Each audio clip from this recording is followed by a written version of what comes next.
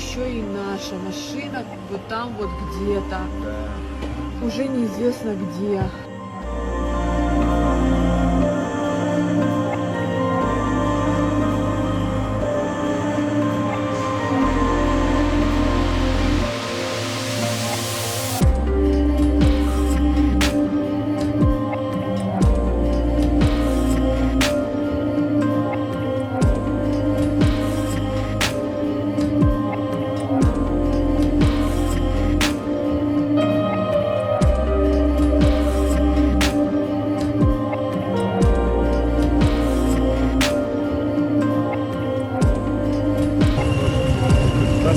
Спасать,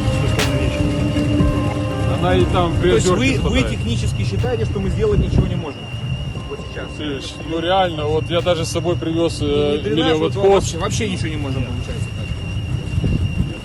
Вот он речка.